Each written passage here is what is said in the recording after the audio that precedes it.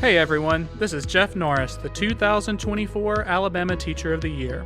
I'm on a mission to amplify education in the state of Alabama and celebrate the power of specific teaching strategies and initiatives. As I travel around the state, visit teachers' classrooms, and meet new people with innovative ideas, I want to share these moments with you so we can all celebrate and grow better together. Education is my passion, and I want you to realize and embrace the opportunities we have to change lives each and every day. This is the power of a moment.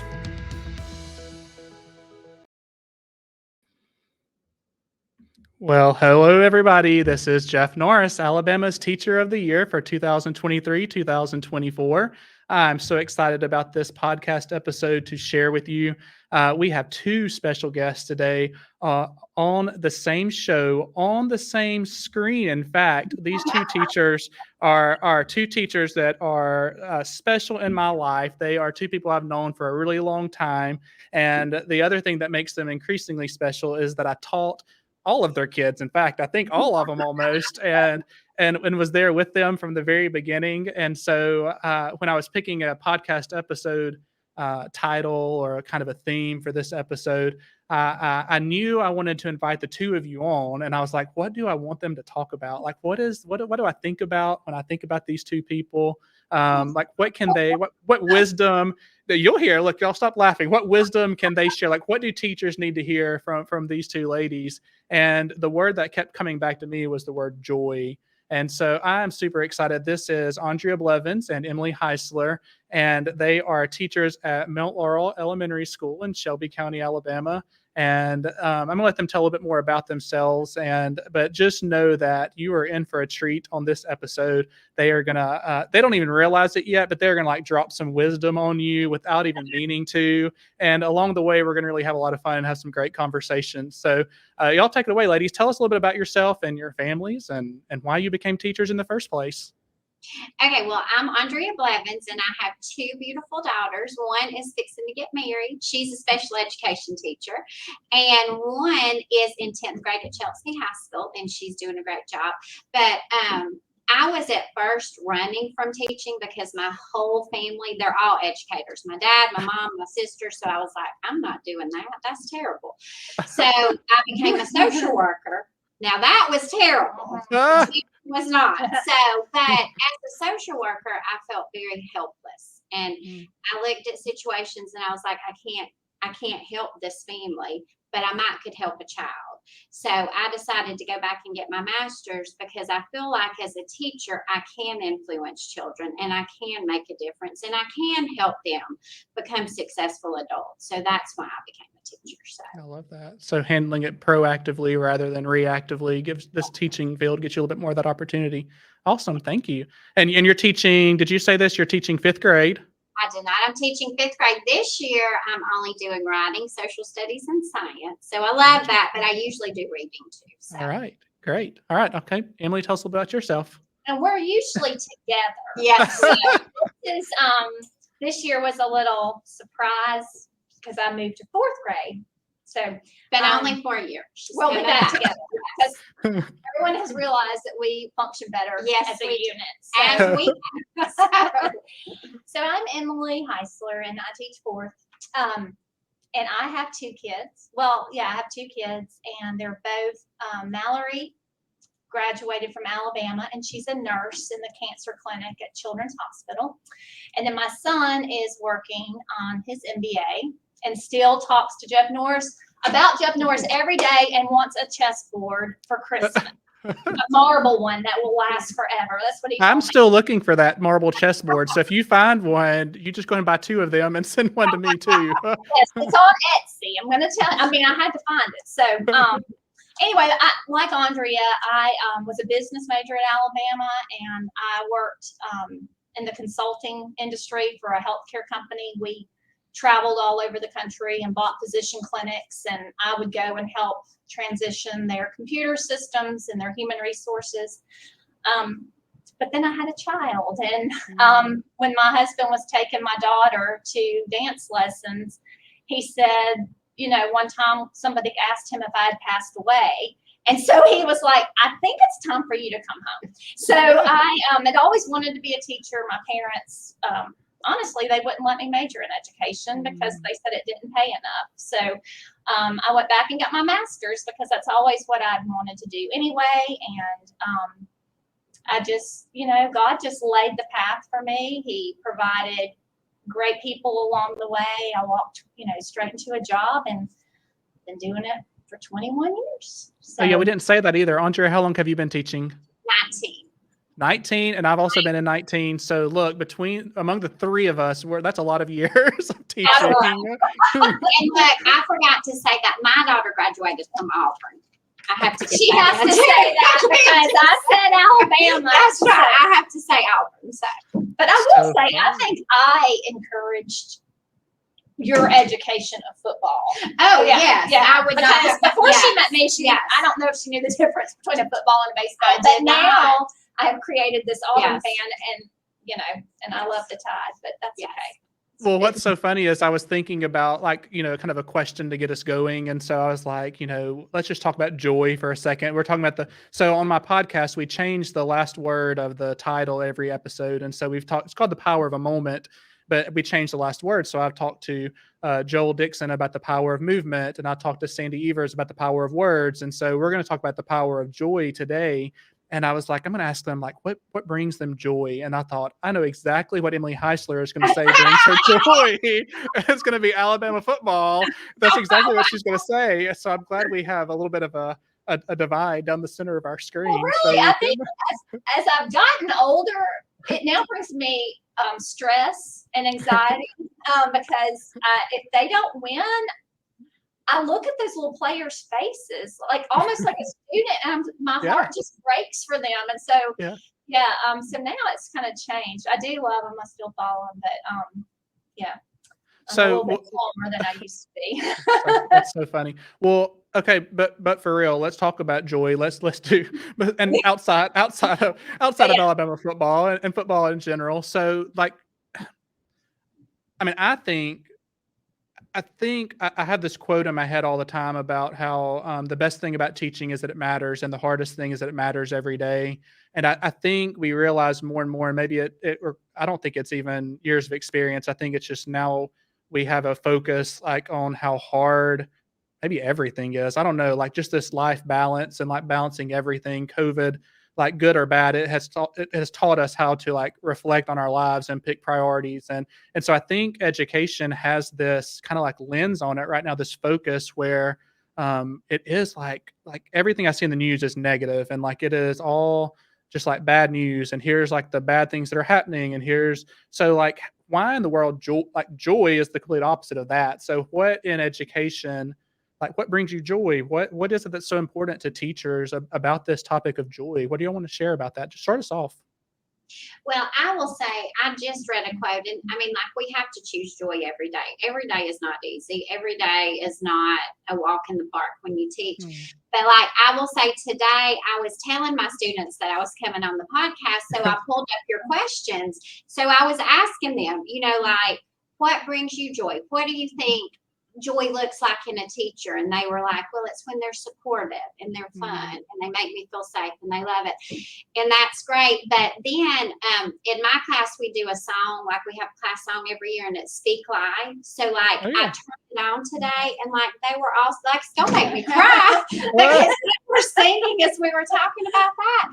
And I was like, that's what brought me joy. I have bad days and I have hard times, but these little babies were all singing their hearts, dancing, and and it's talking about speaking life, and it's talking about those words. And I feel like that's important. We get to change people's lives. We get to be a positive influence on them. And it feels great. And it feels great when they say, thank you, Miss Blevins, for teaching us this song, or thank you for doing this. So that's what I think when I think of joy. So, and I mean, we've kind of evolved together at first. When they told me I was going to be partners with Aundrea, I was like, are y'all crazy? She's the happiest person in America. She's going to be too easy. And it's funny how God just works things out, because now we can't be we can't be separated. But it was weird. We're so opposite, but we both want to create connections for kids. You know, we want their year to be unbelievable. Like, you know, Colin still talks about you. And I was like, selfishly, I was like, I want kids to have that experience in my room. There's nothing that makes me happier than when they're going off to Auburn or Alabama and they're rooming together with friends that they met in our class, because we helped cultivate that relationship, and we do a lot of character ed in our room, like leaning on each other and just learning how to respect everybody despite their differences, you know. And when you can do that, the math, the writing, it's a little bit easier to teach. And don't get me wrong, when they have that light bulb moment in math and they go, oh, I mean, like, I just jump up and down, because I'm thinking I got the privilege of teaching them order of operations. I mean, they're going to use this forever, and I got to plant that seed. So it's a little bit selfish on my part, because it's like I have a piece of them that they're going to carry with them forever. And so, you know, together, I think we really try our hardest to make every day matter, you know, make it special, and that brings us joy. There's so much to unpack in what you said. Like, I mean, the impact that teachers have, I do think, like, when I talk to teachers who are burned out, and Aundrea and I have even led workshops on this years ago, like when people are kind of burnt out on what they're doing, it's because they've not had a chance to step back and remember why they're doing what they're doing. Like, I firmly believe this. So I love that, you know, the other piece that y'all have is that y'all have each other to kind of remind each other, hey, this is why you do what you're doing. Like, you're having a hard day right now, but did you just see that moment that you had, that small moment, that light bulb went off, or whatever, you know, that song that y'all just sang together that had nothing to do with what you were doing even, but just that moment of impact is so powerful. And it's not selfish, but it is like in what's the word I'm looking for? Like it boosts what you're doing and reminds you of what you're doing and kind of reinvigorates you.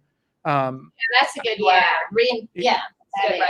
Yeah. I love that. Like, reignite your passion is what so like in the intro to the podcast, I even talk about that. Like, in this year that I had this experience to go and talk to teachers and administrators and other people, that's like my message is, hey, like, teaching is hard, but teaching is worth it. Like, remind yourself why you do what you do, because the hard part's always going to be there. Like, I can't, after 19 years, after 21 years, like, it doesn't get much easier, honestly. Like, it's not an easier profession than it was, you know, 19 years ago, but it matters more than ever. And like, if you can find those moments and keep reminding yourself of why you're doing what you're doing, those moments of joy, like that sustains you. That makes those hard things worth it and worthwhile. And so I think that's kind of my message to teachers this year is like, and this is called power of moment. Like, think about those specific moments. Like, they can be small or they can be huge moments, and like, take advantage of those. Right. So like, make every chance, like, be very intentional, which you mentioned already, and like, make every moment count.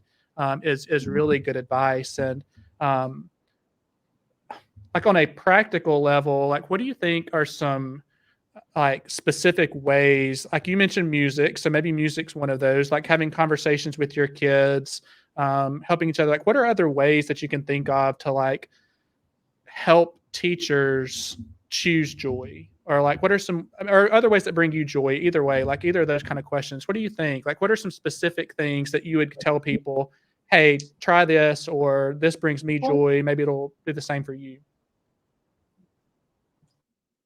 I mean, one thing that helps me is going to professional development. You know, like you telling me to get the lights. So I got the lights and we put up the lights. And I mean, the kids, I mean, they thought it was like, I mean, they were so excited about a strand of lights. Like, I couldn't believe it. And just implementing new ideas and not getting stuck in a rut, and being willing to change. Even though your way worked before, it doesn't mean you shouldn't try something else. And so I know I get excited when I try some idea from someone else and it works. And then and that does bring me joy when they get excited about learning. That is, I mean, it's a very joyful moment. Well, and I mean, I'm going to be honest, it is not the easiest thing to have so much fun. That's why I depend on Emily so much. But we are very thoughtful, I will say. And when we do it, like we do a lot of extra things during the year. We do Pi Day. We do Joyful in January. We do all these things for those moments because yes, math is hard. Yes, writing is hard. Yes, we have super high expectations and we expect so much, but our kids are willing to do it because we're very intentional about having fun also, I think. Like we work hard, but I think we play hard. Work hard, play hard.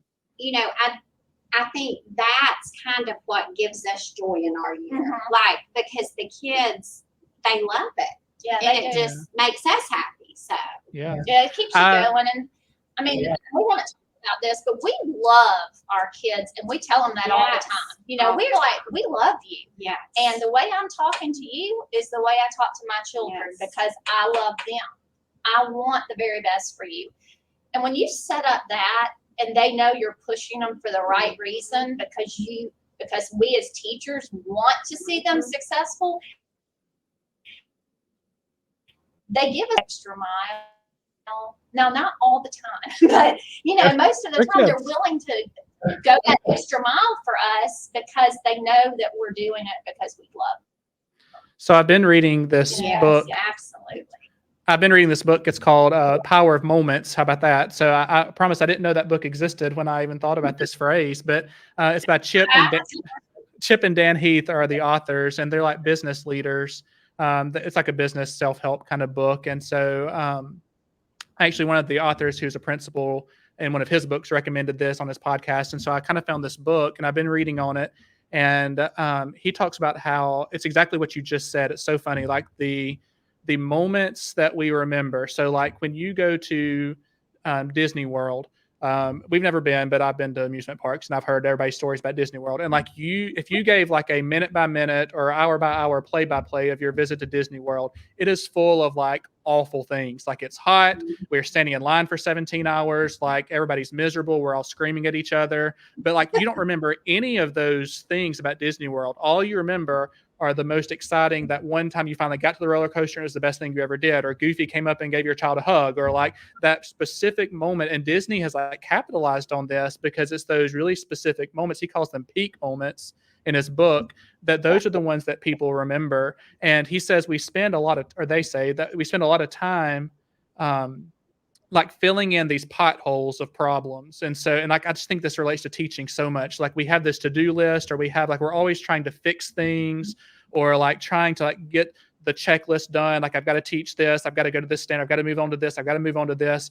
And like none of those things are things that kids remember. They remember that extra moment that you played kickball with them at recess, or like you wrote them a note on their desk in dry erase marker that had their name on it, or like those special moments. And it doesn't have to even be something, enormous that happened. It's just something out of the ordinary that isn't one of those like pothole fillers, or one of those like to-do list, task list things that become things that we forget really easily. It's finding those special moments. And it is funny because, like you said, it's selfish in some ways. Like you're like, I got more out of that than I did for the kids. Like I love dressing up. I love being goofy with my kids because they love it, but like it brings me joy as well. And I think that's really important for teachers to find that. Like there is always going to be one more thing on the to-do list. Like there are always going to be issues. There are always going to be problems to solve. And those are things that are important to do as teachers. But I think we can't forget that if our goal is creating experiences and creating these lifelong moments with kids that they'll remember, is sometimes it has to be that extra, or changing something to create it into a peak moment. And so I've tried to really brainstorm ways, like in the classroom, what does this look like? And how do you change things and just tweak them a little bit to really make that moment stick with kids? And so that's kind of my 2 cents on just find and it's just repeating what y'all just said, like really finding those specific things you can do that, like when you see the kids excited about it, then you get excited about it. And that does it. And it reinvigorates you. It ignites your passion, like this is what I love doing. So I love that you said that. And I will say this, Emily and I both have been very blessed, and we been able to have kids that are graduating tell us why they appreciated us or what they loved. And not once did my kids say, you taught me to write a great essay. Yes. Great writers. Not once did they say, I'm a math whiz now. They said kickball. They said, Miss Blevins, you hugged me every morning. The funny stories you told. So like every time they tell us why they remember us, it's because of the moments that we created. I mean, so Yeah. much kickball. I'm like, Yes. really? Yes. So much. I didn't even know that about y'all. I just threw kickball out there, so that's amazing. Now we're gonna have to. I just say I'm taking the ball away. Quit fussing. Well, That's because they amazing. always say, Miss Blevins is like the tooth fairy and Miss Heisler is like the football coach. And so, it's that balance going back and forth. But I think that too, that they can see that like to get along with people, to respect and love someone else, you don't have to be alike. We balance each other out, and which is great, because if someone responds better to Aundrea, they only have me half a day, so they get or if they like my structure, or not structure, because you're very structured, but if they like the stricter, then when they come to my room, they get that. So they get a little bit, but they love how close we are, and they can see it. But yeah, so kickball is for sure my thing. She just cheers. I do. I just cheer. Or either I'm like, you cannot say that. Give me that ball. Get out. So I talked with a few episodes ago. I talked to Nikki Burke at Inverness Elementary School. She taught both of my children in 3rd grade, and y'all are really similar in your mindsets and how you teach and your personalities. And she said we were talking about the power of community, and so it kind of lends itself to similar to what you're saying. So many of the things really tie together.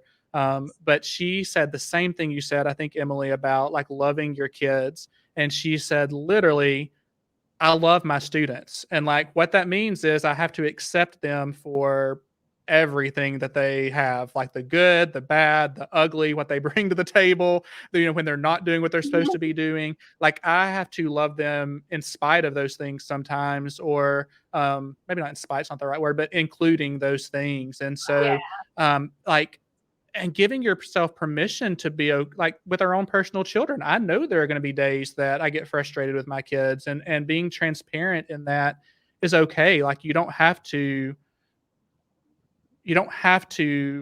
like, I just think that a lot of teachers don't allow that themselves to, and maybe it's part of being a parent later on, and you are freer in giving that to your kids. Or maybe some people here, you have to be strict in the first 9 weeks, and then you can ease up on your expectations. And I'm like, that's not true. Be yourself, like have high expectations for your kids, but you've got to balance it, like you said, with this aspect of loving them where they are. And I think giving yourself that permission allows you to say, there's going to be some negative, there's going to be some things that don't go my way, but ultimately that does not take away from my joy in loving these kids and loving my job and being passionate about my job and being passionate about these kids, because I know there's going to be some negative things that happen, but ultimately, like, we have this relationship, this lifelong relationship as far as a teacher goes. Like, these are my kids. I say it, once a Norris kid, always a Norris kid. So, Mr. Incredible is like, Mr. Awesome. That's it. Mr. Awesome Colin is like,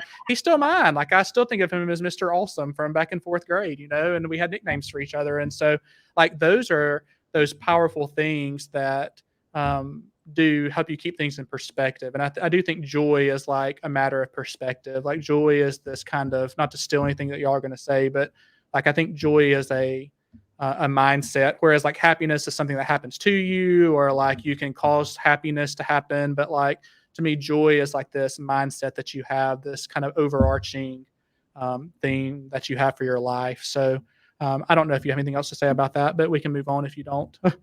Well, I mean, I think that's the quote. Yeah. Joy is a choice. I mean, you can choose to be joyful and enjoy your job, but I don't know why you would come to work and be miserable.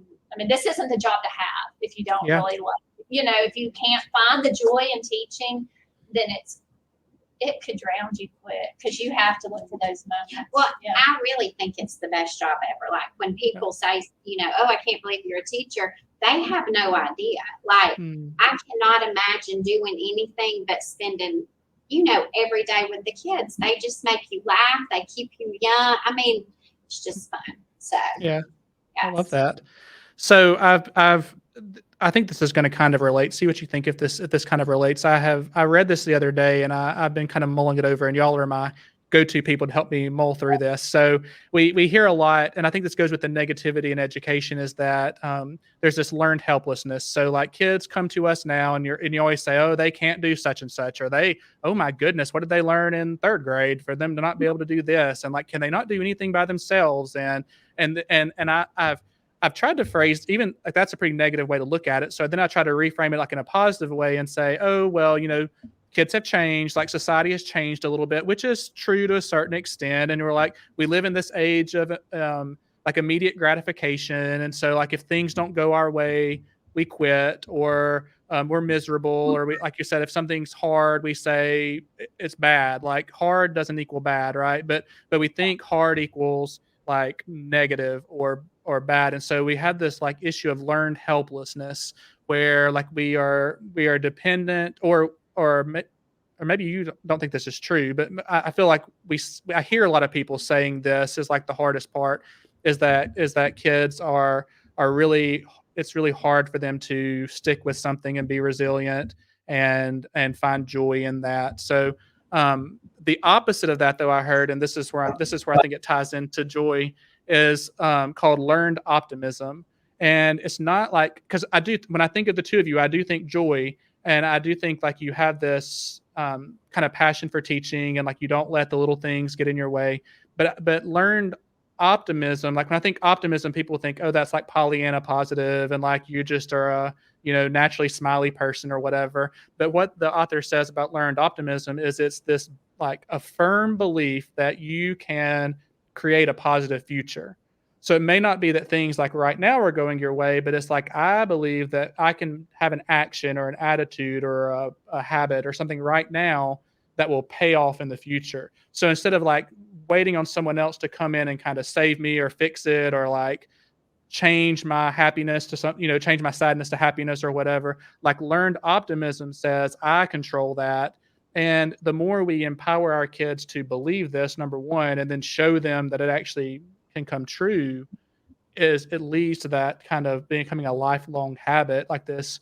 And again, like I think joy it's like that choice you have, that mindset shift you have. So I don't know, do y'all have any do you have any stories or specific examples or anything that kind of goes with that? That's a lot of information. I do. I love the Auburn Tigers, but I also love Nick Saban because he's amazing. So this year I do have a quote in my classroom, and it's from Nick Saban, and it's mediocre people don't like high achievers, and high achievers don't like mediocre people. So in my room this year, like that's what I say. I say, are we mediocre? And they'll say, no, we're high achievers, because we talk about how already they love to do already, because we make it a competition within themselves, not with each other. And like they get rewarded if they do good, and they love to do good. And I help them and I do all that. But I'm teaching them, if you work hard, you can be successful in life. And they love it. Like they respond so well to it. And they like if something's hard, I'm like, I know this is hard. This is my idea, but are we mediocre? And they're like, no, we're high achievers. We can do this. So I think it's really important that we do teach that and show them it's going to be hard, but we can do it, and we can do it with a joyful heart, and we can get where we need to go. So I love that. And like hard doesn't equal bad, right? Like hard is good. And you can even be joyful when something is hard, or when you're not successful at something. Like you can still be like, that doesn't mean you give up and throw in the towel and cry or whatever, like it's okay for something to be hard, and for you to fail at something, and for you to mess up, and like you can still be joyful about that, right? So I love that. All right. Well, I mean, I tell my kids all the time, like, guys, if it's easy, then I shouldn't be giving it to you. right. I should be, if it's easy, you should have done it last year. You can go back to third grade, fourth grade. But my job is to give you a hard problem. My job is to make you think and to persevere. And I mean, it is the greatest feeling when they, give me the wrong answer and I say, explain your thinking. And so they start explaining it, and then they can kind of see, and maybe their friend next to them is whispering like, well, maybe you should have done that. And then they kind of work through it, and then they realize what the answer is. And I mean, I'm like, do you see this perseverance? Like, that's our word. Yes. Persevere. Yes. Because I'm like, y'all, it's not supposed to be easy. You are supposed to have that productive struggle. That's what we want. We want to struggle, because in life, that's what we remember. We remember when we overcome something hard. And we do. We talk about football way more than we should, but not football as who wins, but like we use quotes all the time, and we use players. We'll talk about like, oh my gosh, everyone said that player was going to be terrible, and look at him now, and it's because he didn't give up and he pushed. And because when they can connect to something that they see and that's part of their life, and they can say, oh, okay, well, he's struggling, so it's okay. I mean, it's kind of good that I'm struggling.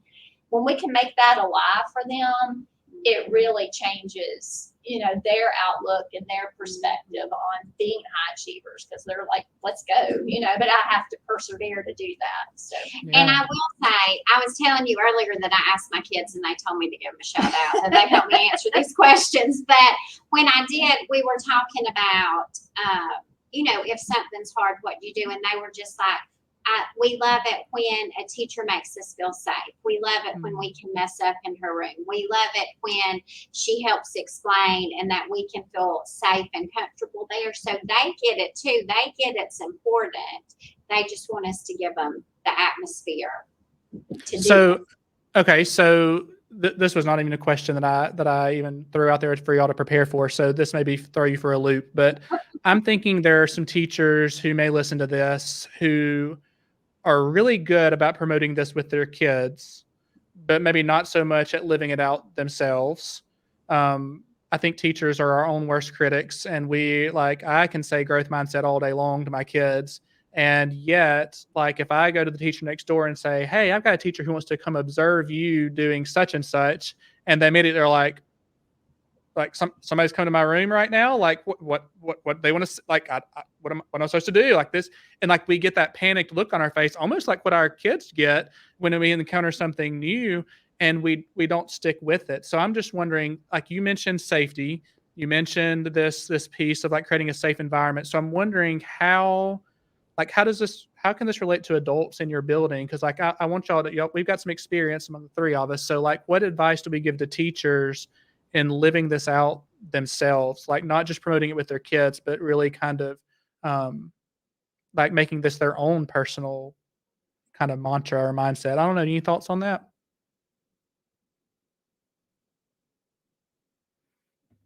I think y'all froze.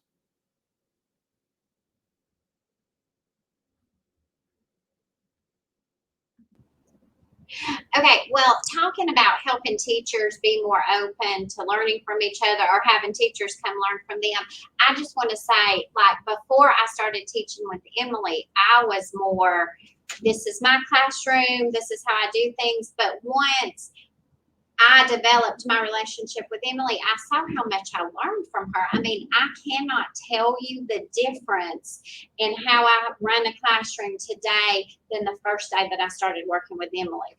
I still have kept myself. That's important. Like, you have to be true to who you are, because if I tried to be Emily Heisler, it would be a hot mess, because I'm totally different than Emily.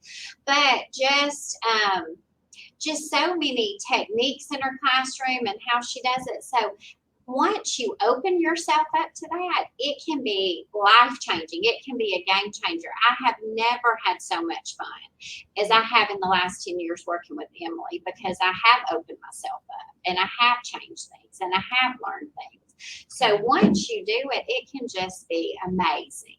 I mean, the same thing goes from her teaching me. It's just, her skill set is what I needed, her compassion and how she's always in a good mood, and that's contagious. When someone is constantly in a good mood and you're not, you're like, well, I need to kick it up a notch. So, I mean, just the things that we've learned together, I feel like we've kind of reinvented ourselves together, which is great. And, Mount Laurel we've been incredibly blessed with great administration that supports us going to look at other classrooms.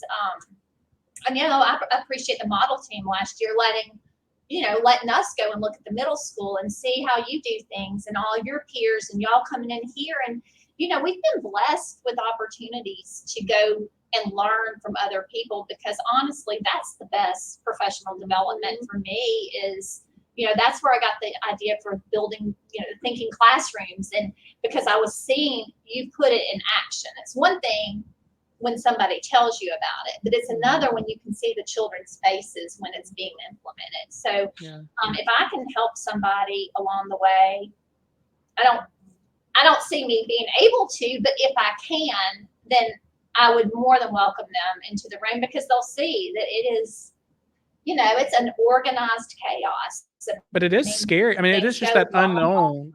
Yeah, it's just that like feeling of, I don't know, like, and I don't know why we have that mindset either. Like we kind of promote it in our kids. Hey, be willing to share your mistakes and like work together and collaborate. And yet maybe we're turning the curve, in education. I feel like we are, like there's power in community and we're learning a lot of that in collective efficacy, and like, Hattie's research on that and how important it is for us to have this core group in our building, because we are more powerful together and our ideas are better when we collaborate together. And these are our kids and not just my kids. This is not my classroom door that I close. And so I think if we can change that narrative, like you said, and just get teachers to realize it is uncomfortable. It can be uncomfortable a little bit, right? But there's that same optimistic attitude. Like, I know this is going to benefit me. So like, I'm willing to put myself out there. I'm willing to try something new. But I do think that environment has to be there. I talk about environment and engagement and empowerment. So like, if we're going to empower teachers to really learn from each other and be leaders and all these things, like we do have to have the environment set up. And a lot of that, you have had great administrators at Mount Laurel, and we have, I'm surrounded. You lucky, but I think for people, not everybody has that. So like, finding those people, I always tell people, like, surround yourself with like-minded people. If it doesn't happen to be your administrator, like, really, there's power in numbers. And so finding these people to surround yourself with that have the same ideals that you do, and like you said, who build each other up, and like you fill each other's gaps, and like you inspire each other. And so I think that's really an awesome like takeaway for teachers is to find those people. When you say administration, I feel sorry for people that don't have the support that we do, because we pinch ourselves all the time. But I think it's important to know the reason they're so fabulous is because they're relationship based first. Everything. They're like, you build the relationship, everything else will come. We don't want you worrying about test scores. We want you to know if they need a hug today, and having that support, and then to them, test scores are second, because they completely believe if we build those relationships, the test scores will come, and so if you don't have support like that, it can be a wet blanket, and so the administration is key into having that relationship and that joy. For a long time, that's what we had around our school. There were signs: choose joy, remember why you do this, you make a difference. And it's a pick me up. So we've been very fortunate with that. I love that. I have go ahead. No, you go ahead. Well, I was going to say, I always have lots of quotes in my head too, and this one says, culture drives beliefs, beliefs drive behaviors, behaviors create habits, and habits create the future. And it comes back to that culture piece. So like, if you surround yourself with joyful people, if you have this culture of joy, then that becomes your beliefs. Like, they're not just words anymore. Like, these are things that you live out, and you live them out through your behaviors. And so like, the more you have these behaviors, they become habits. And then that's what creates this ultimate goal that you have, that positive future that you have. And so it does, like, it can feel forced to a certain extent at the beginning, like, we're joyful people, and like you say it, but like the more you say it, it builds that mindset in you. And then again, it's kind of like this reverse kind of circle, and like, it just keeps propelling you forward to ultimately achieve that goal. So I love that. I think that's so powerful and important. Sorry, Aundrea, what were you going to say? No, I was just saying it goes from the top down, and I have to give Dr. Brooks a shout out too, because I think he does a great job with relationships. I've never had a superintendent who knows me, who cares about me, and it goes all the way down. Tina is amazing. She's very open with us, and I just think it does go from there. And I think that administrators can change how their school functions just by the culture and just by allowing teachers to build those relationships. So. And then the same thing for teachers in their classrooms for students. Absolutely. Like it is that trickle down effect. So I love that. Well, okay. So we're winding down. Y'all tell me, is there any last thoughts you just have that you just feel like would be that people need to hear? Any last nuggets of wisdom, and we'll kind of cycle back to this topic of joy. What do you think? Anything we haven't said yet? First of all, I do think Shelby County is lucky that you are in this role, because I think that you have brought a lot of positive. Everyone in our building now has black lights. We've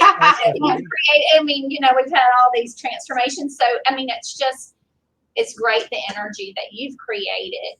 And then for words of wisdom is just loving each other, just finding a place where you can teach, where you love everybody, just makes it so much easier to love your kids. It does. And I would say this, I learned this a long time ago, and I think I love Emily for so many reasons, but one of them is because she allows me to be myself. She hasn't tried to change me.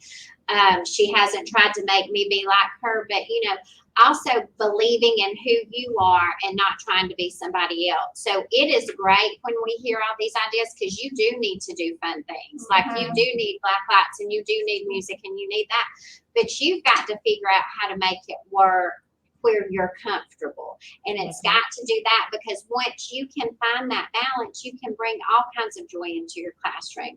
But it's going to look different in every classroom. So I forever I would go to professional developments and go back and think I'm the worst teacher in the world, because I don't do that. I can't do that. How do they do that?